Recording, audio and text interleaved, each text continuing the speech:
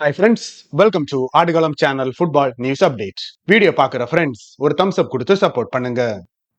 21ஆம் நூற்றாண்டில் மிகச்சிறந்த 25 மேனேஜர்ஸ் பட்டியலை goal.com வெளியிட்டிருக்காங்க. 10வது இடத்தில் ஆண்டோனியோ காண்டே, 9வது இடத்தில் லூயிஸ் என்ரிகே, 8வது இடத்தில் விசென்டே டெல் போஸ், 7வது இடத்தில் டியாகோ சிமியோனே, 6வது இடத்தில் ஜினதேன் ஜிடேன், 5வது இடத்தில் யோர்கன் க்ளூப், 4வது இடத்தில் ஜோசே மொரினியோ, 3வது இடத்தில் சர் அலெக்ஸ் ஃபெர்கியூசன், 2வது இடத்தில் கார்லோ ஆன்செலோட்டி மற்றும் முதலிடத்தில் பெப் கார்டியோலா இருக்காங்க. அர்சன் வெங்கர் 11வது இடத்தில் இருக்காரு. அர்ஜென்டினா கோச் லியோனல் ஸ்கலோனி 14வது இடத்தில் இருக்காரு. முக்கியமான ஃபைனல் மேட்ச்ல மெஸ்ஸியா ரொனால்டோவான்னு கேட்டா என்னோட டீம்ல கிறிஸ்டியானோ ரொனால்டோவை தான் இணைப்பேன்னு ஜார்ஜியோ சியர்லினி தெரிவிச்சிருக்காரு. ரொனால்டோவுடன் இணைந்து ஆடியதை தான் வெகுவாக ரசித்ததா தெரிவித்த சியர்லினி தனது அணி இக்கட்டான சூழலில் இருக்கும்போது ரொனால்டோவின் பெர்ஃபார்மன்ஸ் வழக்கத்தை விடவும் இன்னமும் பெட்டரா இருக்கும்னு குறிப்பிட்டிருக்காரு. ரியல் மேட்ரிட்ல ரொனால்டோ இருக்கும்போது சியர்லினி அடங்கிய யுவென்டஸை எதிர்த்து 6 போட்டிகளில் ஆடி இருக்காரு. 6லையுமே கோல் அடிச்சிருக்காரு. மொத்தமா 9 கோல் ஸ்கோர் பண்ணியிருக்காரு. PSG ஹெட் கோச் பதவியில் இருந்து லூயிஸ் என்ரிகேவை நீக்க போவதா வர்ற நியூஸை பார்த்து எனக்கு சிரிப்பு தான் வருதுன்னு PSG பிரசிடென்ட் அல் கிலாய்ஃபி தெரிவிச்சிருக்காரு. அவரை வச்சுதான் கிளப்ல ஷார்ட், மீடியம், லாங் டேர்ம்னு ஸ்ட்ராட்டஜியை போட்டிருக்கோம். எனக்கு மட்டும் இல்லாம கிளப் மேனேஜ்மெண்ட்டுக்கும் பிளேயர்ஸுக்கும் அவர் மேல நல்ல ஒரு நம்பிக்கை இருக்கு. இதுக்கிடையில இப்படி எல்லாம் நியூஸ் வரதை பார்த்து எங்களோட கவனம் ஃபுட்பால்ல இருந்து ஒருபோதும் சிதையாதுன்னு குறிப்பிட்டிருக்காரு. லூயிஸ் என்ரிகே தலைமையில் போன சீசன்ல லீக் 1 டைட்டில் வின் பண்ண PSG இந்த சீசன்லயும் டேபிள் டாப்பரா தான் இருக்காங்க.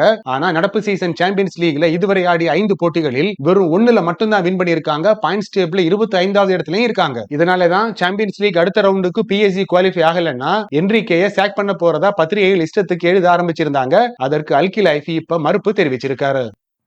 பயன் லெவர்கியூசன் டிஃபெண்டர் ஜொனாதன் டாவோட ஏஜென்ட பார்சிலோனா தரப்பு நேரடியா சந்தித்து பேச்சுவார்த்தை நடத்தியதா பத்திரிகைகள் தெரிவிச்சிருக்காங்க. ரொனால்ட் அரௌஜோ தொடர்ந்து காயமடைந்து வருவதால் அதிக அளவு இளம் வீரர்களை களமிறக்க வேண்டிய கட்டாயத்திற்கு ஹான்சி ஃபிளிக் தள்ளப்பட்டிருக்கும் நிலையில் டிஃபென்ஸை பலப்படுத்தும் முயற்சியில் ஈடுபட்டிருக்கும் அணி நிர்வாகம் அடுத்த சம்மர்ல ஃப்ரீ ஏஜென்ட் ஆகும் ஜொனாதன் டாவோட ஏஜென்ட ஸ்போர்ட்டிங் டைரக்டர் டெக்கோ நேரடியா சந்தித்து பேச்சுவார்த்தை நடத்தியிருக்காரு.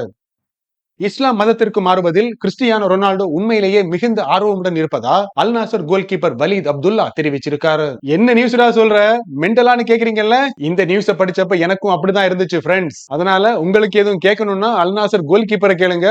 இப்ப நியூஸ ஃபுல்லா கேளுங்க. எதுக்கு இப்படி சொல்றாருன்னா, ஒரு தடவை ரொனால்டோ கோல் அடிச்சதுமே முஸ்லிம்ஸ் நமாஸ் பண்ணும்போது முழங்கால உட்கார்ந்து அப்படியே குனிஞ்சு வணங்குவாங்கல்ல, அதே மாதிரி ரொனால்டோ பண்ணதை இவரு பார்த்திருக்காரு. உடனேயே நேரடியா போய் ரொனால்டோ கிட்ட பேசினதாகவும் அவரும் இஸ்லாம் மதத்தின் மீது கூடுதல் ஆர்வம் காட்டினது மட்டும் இல்லாம மத்த பிளேயர்ஸ் கிட்ட எல்லாம் போய் இஸ்லாம் மத வழிமுறையை பின்பற்றணும்னு 5 நேரமும் பிரேயர் பண்ணணும்னு கூறியதையும் குறிப்பிட்டிருக்காரு. ட்ரைனிங் பண்ணும்போது வர நமாஸ் டைம்ல பிராக்டிஸை நிறுத்தி வைக்குமாறு கோச்சு கிட்ட ரொனால்டோ வழக்கமா சொல்றதுண்டுன்னு இஸ்லாம் மதத்தின் மீதும் சவுதி கலாச்சாரத்தின் மீதும் ரொனால்டோவுக்கு ஆர்வம் அதிகம்னு குறிப்பிட்டிருக்காரு. உலகத்தில் இருக்கிற எல்லா பிளேயர்ஸும் ஆட விரும்பக்கூடிய ஒரே கிளப்னா அது ரியல் மேட்ரிட் தான். பார்சிலோனாவை விடவும் ரொம்ப ரொம்ப பெரிய கிளப். ஏன் பார்சிலோனா பிளேயர்ஸ் கூட ரியல் மேட்ரிட் அணிக்காக ஆட விரும்புவாங்க. இது 100% உண்மைன்னு சொன்னது யாரு தெரியுமா? ரொனால்டோ ஒரு செல்ஃபிஷ் பிளேயர்னு நேத்துக்கு சொன்னாரே வேன் டெர் வார்ட், அவரே தான். ரொனால்டோவை செல்ஃபிஷ்னு சொன்னதுக்கு அவரும் சோசியல் மீடியால ஏற்கனவே பதில் கொடுத்துட்டாரு. பாத்திருப்பீங்கல்ல, யாரா அந்த பையன்னு கேட்டிருக்காரு. அடுத்த சம்மர்ல கெவின் டி ப்ரூயினை டாப் பிரையாரிட்டியா இன்டர் மியாமி நிர்ணயித்திருப்பதா பத்திரிகைகள் தெரிவிச்சிருக்காங்க. அடுத்த சம்மர்ல சிட்டி அணியுடனான Kevin De Bruyne contract expire ஆகுது. இன்னமும் எக்ஸ்டெண்ட் பண்றதுக்கான எந்த ஒரு பேச்சுவார்த்தையும் நடக்கல. எவ்வளவு செலவானாலும் பரவாயில்ல, முதல்ல கெவின் டி ப்ரூயினை தூக்கிட்டு வாங்கன்னு கிறிஸ்டியானோ ரொனால்டோ ஏற்கனவே அல் நாசர் மேனேஜ்மெண்ட் கிட்ட கோரிக்கை வச்சிருந்தாரு. இப்ப மெஸ்ஸி அண்ட் கோவும் இந்த ரேஸ்ல இறங்கி இருக்காங்க. என்ன நடக்குதுன்னு பொறுத்திருந்து பார்க்கலாம். இது மட்டும் இல்லாம River Plate goalkeeper Franco அர்மானியை இன்டர் மியாமி அணியில் இணைக்கணும்னு லியோனல் மெஸ்ஸி தனிப்பட்ட முறையில் டிமாண்ட் பண்ணியிருக்காரு. தேவையில்லாம டைம் வேஸ்ட் பண்ற டீமுக்கு ஆப்பு வைக்கிற மாதிரியான புதிய விதிமுறை வெகு விரைவில் அமலுக்கு வரும்னு தெரிவிச்சிருக்காங்க. 8 செகண்டுக்கு மேல கோல் கீப்பர் தேவையில்லாம டைம் வேஸ்ட் பண்ணா ஆப்போனன்ட் டீமுக்கு கார்னர் வாய்ப்பு வழங்கப்படும். இதே போல மத்த பிளேயர்ஸ் டைம் வேஸ்ட் பண்ணா எதிரணிக்கு ஃப்ரீ கிக் வழங்கும் விதிமுறையை அமல்படுத்த போறாங்க. இப்போதைக்கு பிரீமியர் லீக் அண்டர் 21ல ட்ரையல் வெர்ஷன் பார்த்துக்கிட்டு இருக்காங்க. எல்லாமே ஓகே ஆச்சுன்னா லீக் மேட்சஸ்லயும் இன்டர்நேஷனல் ஃபுட்பால்லையும் இந்த புதிய விதிமுறையை பார்க்கலாம். முகமது சாலா சந்தேகமே இல்லாம நல்ல ஒரு பிளேயர் தான், எங்க சாதிக்காரன் கூட. ஆனா அவரை தங்கள் அணியில் இணைப்பதற்கான முயற்சியில் ஈடுபட்டிருப்பதா வெளிவரும் செய்தியில் சற்றும் உண்மை இல்லைன்னு PSG பிரசிடென்ட் அல் கிலாய்ஃபி தெரிவிச்சிருக்காரு. பிரீமியர் லீக்ல முகமது சாலாவின் பெர்ஃபார்மன்ஸ் கண்டிப்பா பாராட்டப்பட வேண்டிய விஷயம். முகமது சாலா மேலையும் அவரது லிவர்பூல் கிளப் மேலையும் எங்களுக்கு மிகுந்த மரியாதை உண்டு. உண்மையை சொல்லணும்னா அந்த கிளப் கான்ட்ராக்ட்ல இருக்கிற முகமது சாலாவை இணைப்பதற்கான எந்த ஒரு முயற்சியும் என் பேச்சுவார்த்தை கூட ஒருபோதும் நடைபெறவே இல்லைன்னு குறிப்பிட்டிருக்காரு. 2025ஆம் ஆண்டு கிளப் வேர்ல்டு கப் போட்டியை வெல்வதற்கு வாய்ப்புள்ள அணிகளின் பவர் ரேங்கிங் பட்டியலை goal.com வெளியிட்டிருக்காங்க. 10வது இடத்தில் பால்மேராஸ், 9வது இடத்தில் பொட்டபோகோ, 8வது இடத்தில் யுவென்டஸ், 7வது இடத்தில் அட்லெட்டிகோ மேட்ரிட், 6வது இடத்தில் பொருசியா டாட்மண்ட், 5வது இடத்தில் செல்சி, 4வது இடத்தில் மான்செஸ்டர் சிட்டி, 3வது இடத்தில் ரியல் மேட்ரிட், 2வது இடத்தில் பயர்ன் மியூனிக் மற்றும் முதலிடத்தில் இன்டர் மிலன் இருக்காங்க. நம்ம இன்டர் மியாமி 19வது இடத்தில் இருக்காங்க. பயர்ன் மியூனிக்ல ஜமால் மீசியாலாவின் பயணம் மேலும் பல ஆண்டுகள் நீடிக்கும்னு பிரசிடென்ட் ஹெய்னர் தெரிவிச்சிருக்காரு. ஒரு ஆல்ரவுண்ட் பிளேயரான ஜமால் சமீப காலமா அவரது திறமையை வெகுவாக அதிகரித்து கால்பந்து உலகின் மிகச்சிறந்த வீரர்களில் ஒருவரா உருவெடுத்திருப்பதாகவும், பணம் எல்லாம் ஒரு பிரச்சனையே இல்ல, அவரை தக்க வைப்பதற்கான அனைத்து முயற்சிகளும் மேற்கொள்ளப்படும்னு குறிப்பிட்டிருக்காரு. கிலியன் எம்பாப்பே அவரோட பெஸ்ட் ஃபார்ம்ல இல்லன்றது உண்மைதான். ரியல் மேட்ரிட்ல செட் ஆகிறதுக்கு அவருக்கு இன்னமும் கூடுதல் கால அவகாசம் கொடுக்க வேண்டியிருக்கும். இதுவரைக்கும் 10 கோல் அடிச்சிருக்காரு, இன்னமும் நல்லா ஆடுவாரு, அதற்கான ஹார்ட் ஒர்க்கும் பண்ணிட்டு இருக்காருன்னு ஹெட் கோச் கார்லோ ஆன்செலோட்டி தெரிவிச்சிருக்காரு. 2 பெனால்டி மிஸ் பண்ணதுனால பெனால்டி ஷூட்டர்ஸ் லிஸ்ட்ல இருந்து எம்பாப்பே விலக்கி வைக்க போறது இல்ல. எம்பாப்பே, வினிசியஸ், ஜூட் பெல்லிங்கம்னு யாரு நல்லா பண்றாங்களோ அவங்க பெனால்டி எடுப்பாங்கன்னு கார்லோ ஆன்செலோட்டி குறிப்பிட்டிருக்காரு. இன்ஜுரியா இருந்த வினிசியஸ் ஜூனியர் எதிர்பார்த்ததை விடவும் வேகமா அணிக்கு திரும்பி இருக்காரு, ட்ரைனிங்கையும் ஆரம்பிச்சிருக்காரு. காயம் காரணமா ரொம்ப நாளா வெளியே இருந்த டேவிட் அலாபா 355 நாட்களுக்கு பிறகு மறுபடியும் முதன்முறையா டீம் ட்ரைனிங் ஆரம்பிச்சிருக்காரு. கமவிங்காவும் திரும்பி வந்திருக்காரு. இனிமே தான் ரியல் மேட்ரிட்டோட உண்மையான ஆட்டத்தை பார்க்க போறீங்கன்னு கார்லோ ஆன்செலோட்டி தெரிவிச்சிருக்காரு.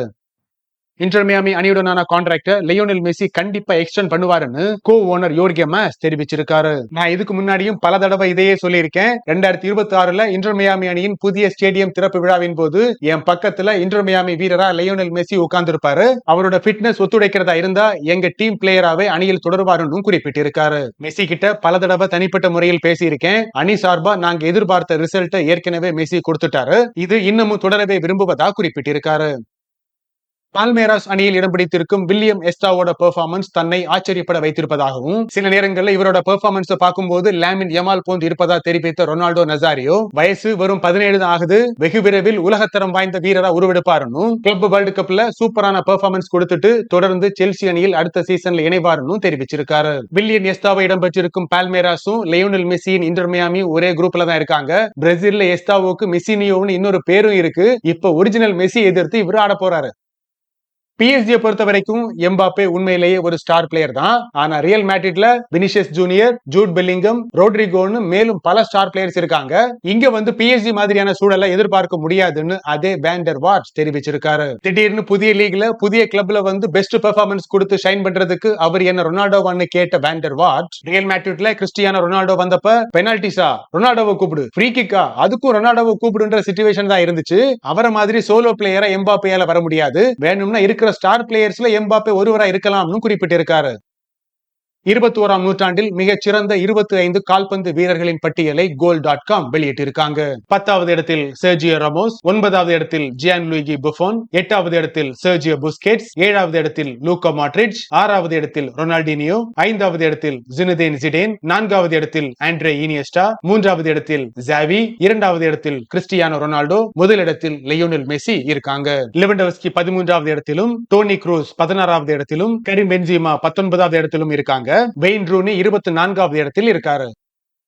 Pep Guardiola 6 premier league win பண்ணிருக்காரு, உண்மைதான். நான் வெறும் 3 தான் வின் பண்ணிருக்கேன். ஆனா நான் 3 நியாயமா வின் பண்ணிருக்கேன். அவரை மாதிரி 150க்கும் அதிகமான விதிமுறைகளை மீறி வின் பண்ணலன்னு ஜோசே மொரினியோ தெரிவிச்சிருக்காரு. ஒருவேளை நான் தோத்து ஆப்போனன்ட் வின் பண்றதா இருந்தா அவங்கள பாராட்டுவேனே தவிர இவங்கள மாதிரி 115க்கும் அதிகமான முறைகேடுகளில் ஈடுபட மாட்டேன்னு குறிப்பிட்டிருக்காரு. அது ஒண்ணு இல்ல ஃப்ரெண்ட்ஸ், நான் 3 பிரீமியர் லீக் வின் பண்ணிருக்கேன்னு 3 விரல காமிச்சிருந்தாரு. கொஞ்ச நாள்லயே அவரை சாக் பண்ணிருந்தாங்க. இதே போல சிட்டியும் உங்களை சாக் பண்ணுவாங்களான்னு பெப் கார்டியோலா கிட்ட கேட்டப்ப அவர் 3 பிரீமியர் லீக் தானே வின் பண்ணிருக்காரு, நான் 6 வின் பண்ணிருக்கேன்னு பதில் அளிச்சிருந்தாரு. அதுக்கான பதிலடி தான் இப்ப ஜோசே மொரினியோ கொடுத்திருக்காரு. நான் நியாயமா வின் பண்ணேன், உங்களை மாதிரி ஃப்ராடுத்தனம் பண்ணலன்னு.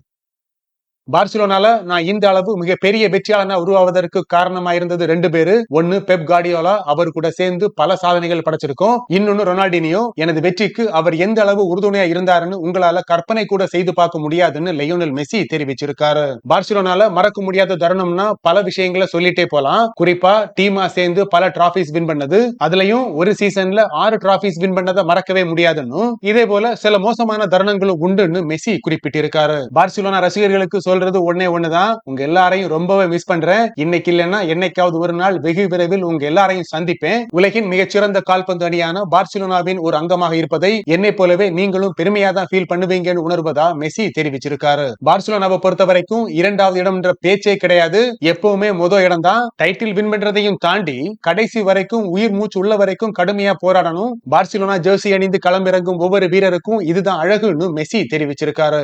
இத்துடன் இன்றைய டாப் 10 செய்திகள் முடிந்தன. வீடியோ பிடிச்சிருந்தா லைக், கமெண்ட் பண்ணுங்க. மறக்காம உங்க ஃப்ரெண்ட்ஸ் கூட ஷேர் பண்ணுங்க.